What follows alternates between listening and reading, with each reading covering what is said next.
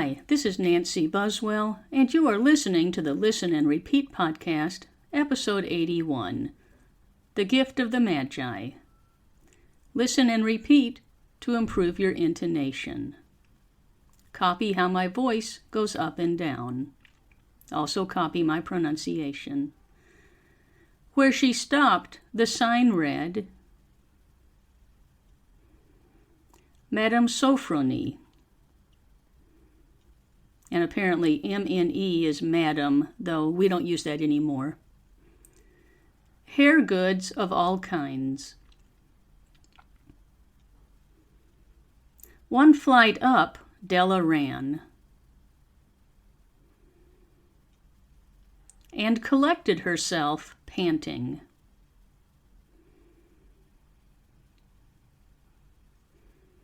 Madam, large, too white, chilly,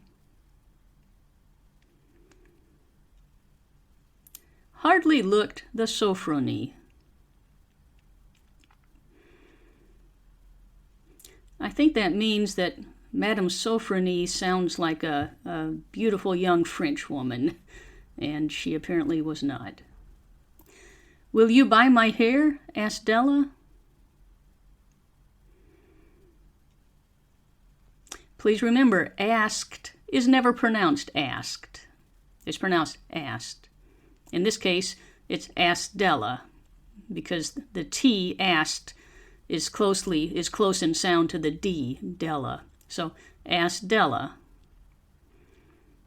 I buy hair, said Madame. You could also pronounce that Madame, Madame, Madame. Take your hat off and let's have a sight at the looks of it.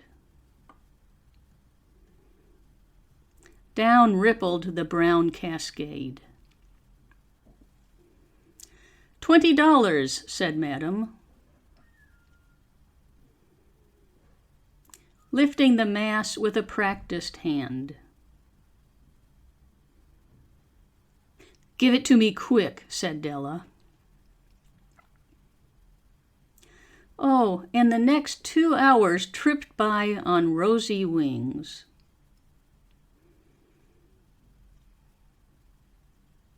Next to. You don't need to say next to. That's too hard. The next 2 hours. Forget the hashed metaphor. She was ransacking the stores for Jim's present. She found it at last. It surely had been made for Jim and no one else. There was no other like it in any of the stores. And she had turned all of them inside out.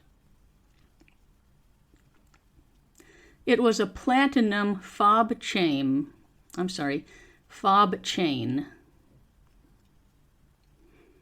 We don't use fob anymore. It's like something to hold the watch. Remember, he has a pocket watch, which also we don't use anymore. So a fob chain, a special word, a watch fob. It was a platinum fob chain, simple and chaste in design, properly proclaiming its value by substance alone,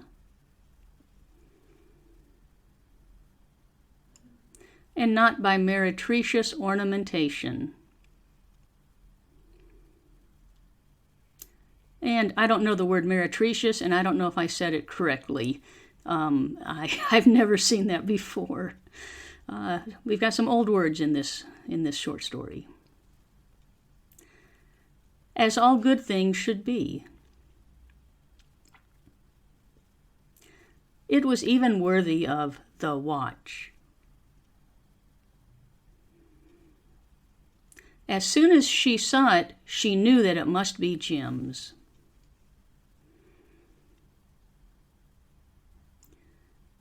It was like him. Quietness and value.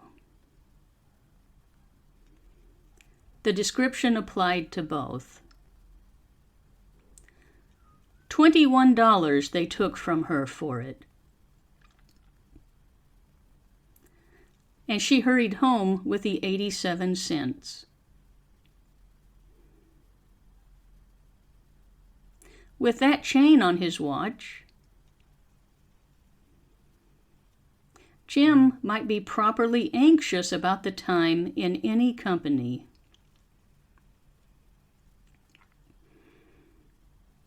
Grand as the watch was, he sometimes looked at it on the sly, on account of the old leather strap that he used in place of a chain. When Della reached home,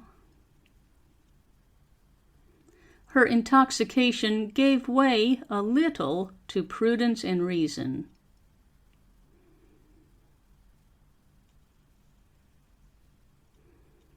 She got out her curling irons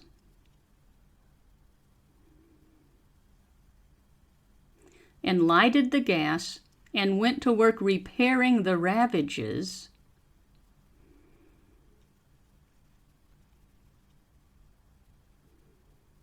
made by generosity added to love, which is always a tremendous task, dear friends, a mammoth task.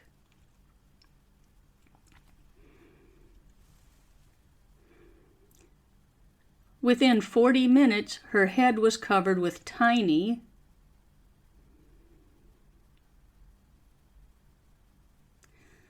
close-lying curls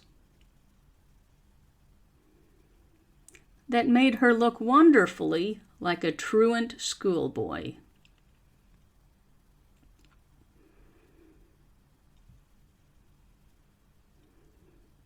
Truant means the schoolboy didn't go to class. She looked at her reflection in the mirror long, carefully, and critically.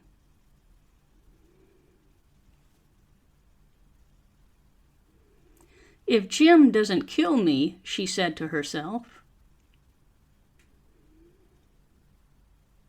before he takes a second look at me, he'll say I look like a Coney Island chorus girl. But what could I do? Oh. What could I do with $1.87?